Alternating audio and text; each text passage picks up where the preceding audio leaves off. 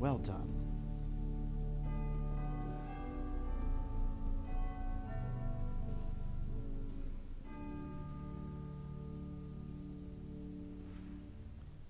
Please be seated. As Peter said, I'm Chuck Robertson. I'm the Canon to the presiding bishop of the Episcopal Church, and I bring you greetings from Bishop Michael. Bishop Michael Curry, who has been making a lot of noise around the church as he talks about the Jesus movement and lifting up evangelism, reconciliation, and creation care as vital parts of our ministry.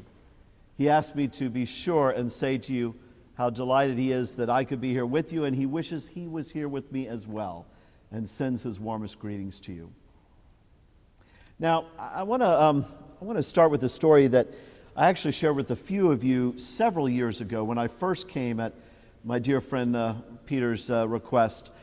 So a few of you have heard it, forgive me. Most of you have not. But I want to share it because I couldn't help it, but when I saw the acolytes who did an incredible job, do they get thanked enough? Thank these acolytes, please, for all they do.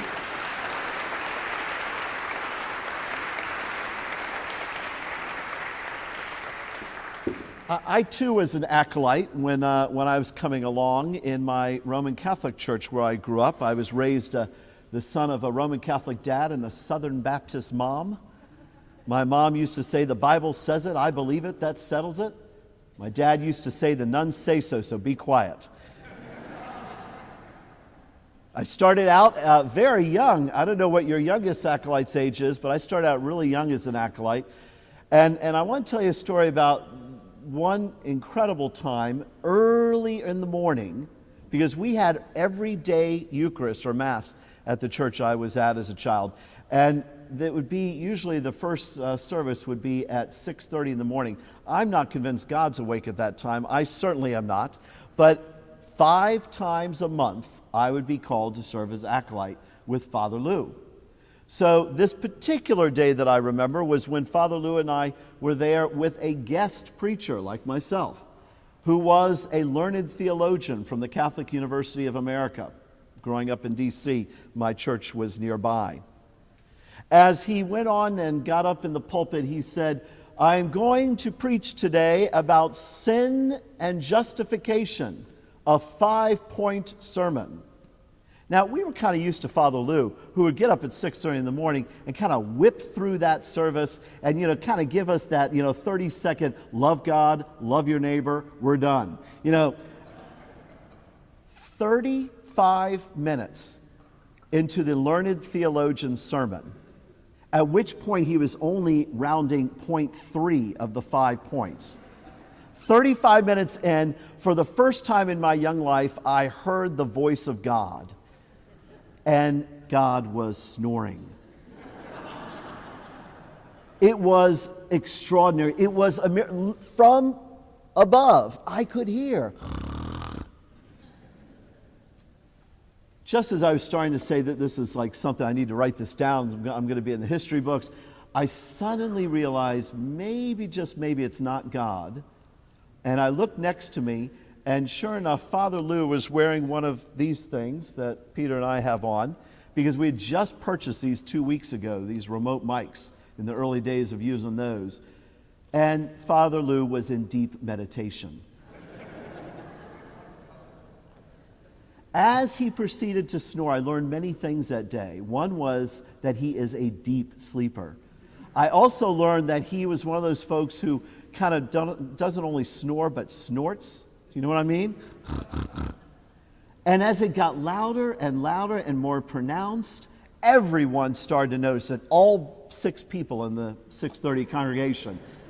All the people noticed it except one person. Who's the only one who did not notice?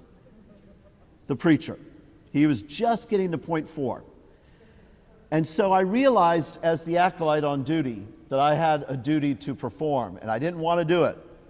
But I asked God's forgiveness, took my elbow, and rammed it into Father Lou's side, at which point he jumped up and said, "We believe in one God." At which point the people gladly stood and the poor preacher unfortunately got down from the pulpit 2 points shy of his whole sermon. Sleeper awake. Sleeper awake, Ephesians says. Rise from the dead, and Christ will shine on you. December 30th, 1929, the last show in Broadway's 1920s came onto Broadway. The last show by a producer named Charles Cochran. Charles Cochran had produced different vaudeville things and a few other shows. He had one called Paris that had been really going well with Cole Porter tunes. And he had one last show they put on in the 20s. He put it out on December 30th. It would last only 136 performances. The stock market crash had killed Broadway, and it would take years for it to come back. But the title of the show, which he worked out with Cole Porter, the title of the show was so apropos for the people who were getting ready to go through the dark period of the Great Depression. The title was quite simply, Wake Up and Dream. Wake up and dream. You may say that's an oxymoron. We dream when we're asleep. No, we have dreams when we're asleep. We analyze them, we run from them, we wish we could get back to them. Whatever, those are one thing. But to wake up and dream is something altogether different. T.E. Lawrence of Arabia fame, Lawrence of Arabia, he once wrote and said, "All men dream, but not equally. Those who dream by night in the dusty recesses of their minds wake with the day to find that it was all but vanity. But the dreamers of the day are dangerous men, for they may act on their dreams with open eyes to make them possible."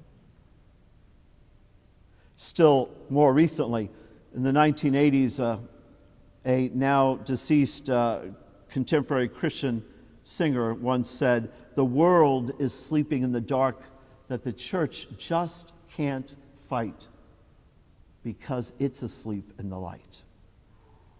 Sleeper, awake, rise from the dead, because the world needs us to be awake. You see, most people in this world, myself included on all too many days, most people are sleepwalking through life. Literally going through the motions, day by day, smiling, saying hello, and yet it's autopilot. You know, I used to live with a sleepwalker. Anyone ever live with a sleepwalker or be around one? It's quite something to watch. I used to think people were kidding. But Andrew, this guy in college with me, one day I'm just lying in bed and I hear, the dogs. I jump up, what dogs? And there he is, walking up, gets out of bed, starts walking to the other room. I'm thinking, oh, what's going on? So I follow him. What's up, Andrew? The dogs. I was like, yeah, where are the dogs? What dogs? And he just walked, and he went into the kitchen, and he went back into the living room, and then finally he comes back into our bedroom, and then he gets into his bed, and suddenly he's gone again. The next morning, I said, what the heck are you doing? You woke me up at 3 a.m. What dogs? He said, I have no idea what you're talking about.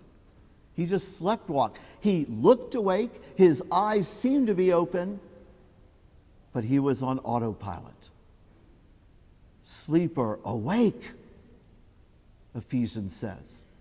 Because you see, it is only if we are awake that we really can dream. Not have dreams, but dream God's dream. See what others miss and help make it happen. Besides the scriptures, I have a great love of Arthur Conan Doyle's stories of that immortal detective Sherlock Holmes.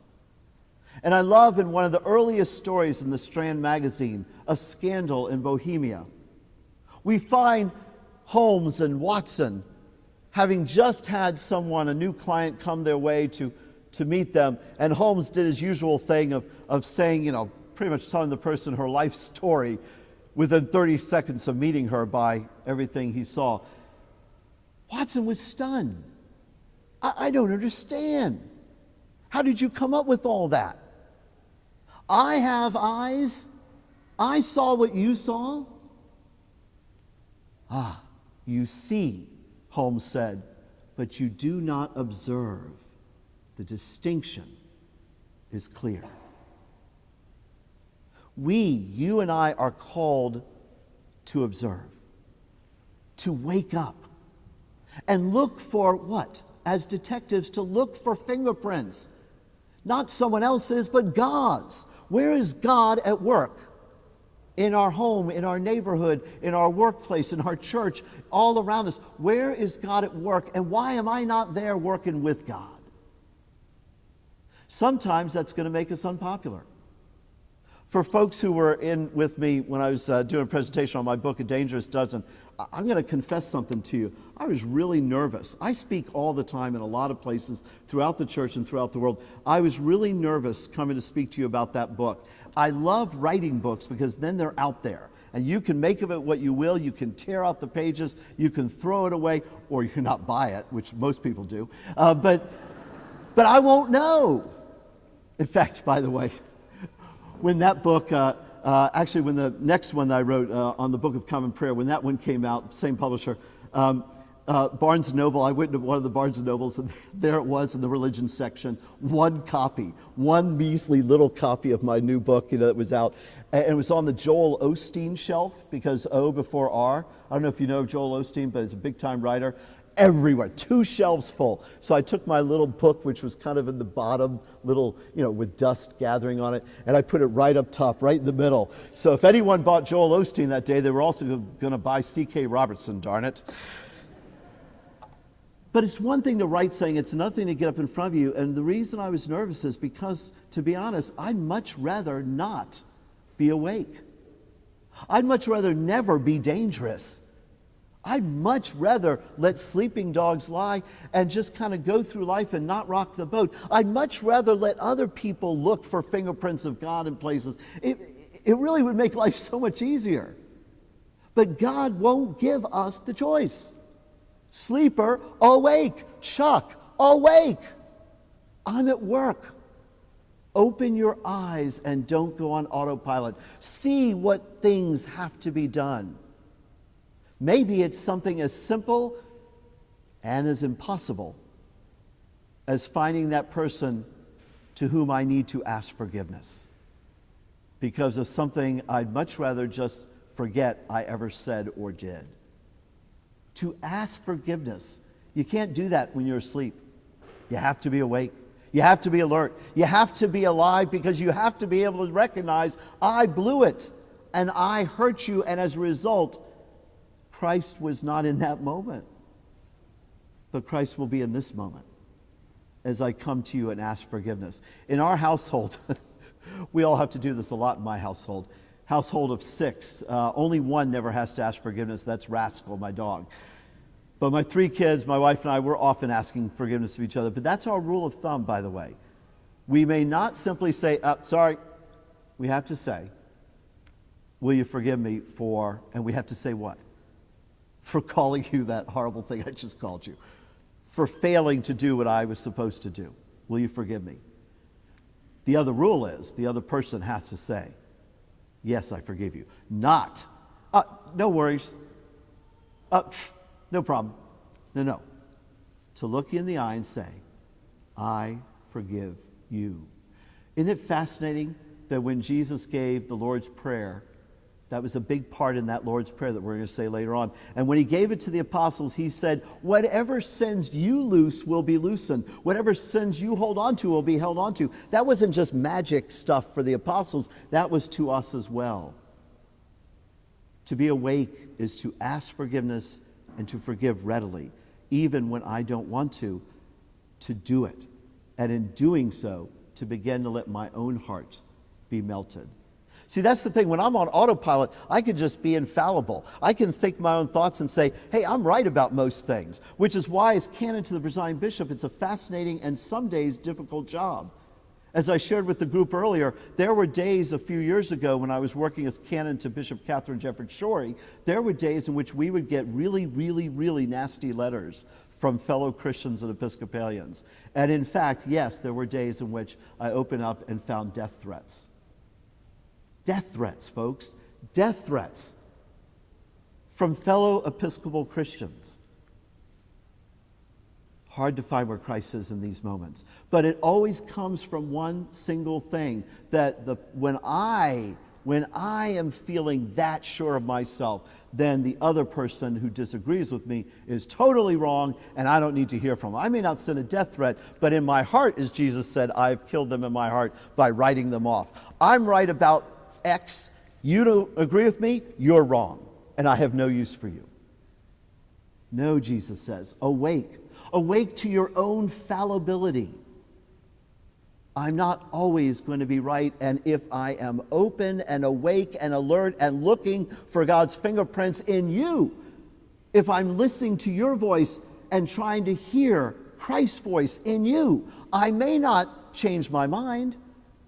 I may not move from the right to the left or the left to the right or this position or that position, but I may indeed realize that mine is not the only opinion or thought or voice. And I may learn something new. Again, only those who are on autopilot and will not hear, only those folks cannot move. They're stuck. They're stuck. I'm stuck. This is why Samuel could say to Jesse, no, you're not getting it. You keep being so sure. This is the one. Eliab is the one. This is the one. God doesn't see as mortals see. So the only way I may see what God sees, hear what God hears, is to be open and alert. Not changing my mind all the time, not going with the wind or the waves, but being open to hearing a fresh word. If you open the scriptures in the Old Testament to the prophets, you will hear two things again and again. Remember how God was with you in the toughest of times in the wilderness, and look, behold, God's doing a new thing. Remember and look forward. Look back, look ahead. God is about to do a new thing, and if you blink, you'll miss it. Folks, what is God doing in St. Mark's New Canaan? What has God done? Rejoice, remember, celebrate the incredible work that God has done in times past. Lift it up and rejoice, but don't be stuck there. What is next for St. Mark's? And some of what is new we must put aside, but not all. Again, as we look for the fingerprints of God. Where is God at work doing a new thing? And why aren't we right there with God in it? You know, Father Lou was right about one thing. When he did wake up, he said the right words. We believe in one God. We're about to say it in a couple seconds here. We believe in one God, and guess what? It's not you. And it's not me. You're not God. I'm not God either. Which means maybe today I can dare to let go of a little bit of my worry and resentment and my absolute certainty about everything I believe. And instead dare to say the one thing I do believe is that I'm not God. You are. Let me close with something that was said to me at my first parish when I was indeed so sure of myself, so certain, so convinced, and so unready to see a new thing that God might be doing around me. I walked into my parish office where my parish secretary looked at me, saw the weight of the world on my shoulders, saw my face full of all the stuff that was all up to me. And she quite simply asked, "Oh, I didn't hear the news." "What news, Carol?" She said, "The news that God resigned and you've been named the replacement." Sleeper, awake. God has not resigned. God is alive and well. God is awake and doing a new thing. What is it? The only way we'll know is if we awake and look and observe and find the fingerprints of God and dare to be open and let go of some of our own infallibility and walk with God into that unknown. God bless you. God be with you as you move forward in this journey with the one who is awake.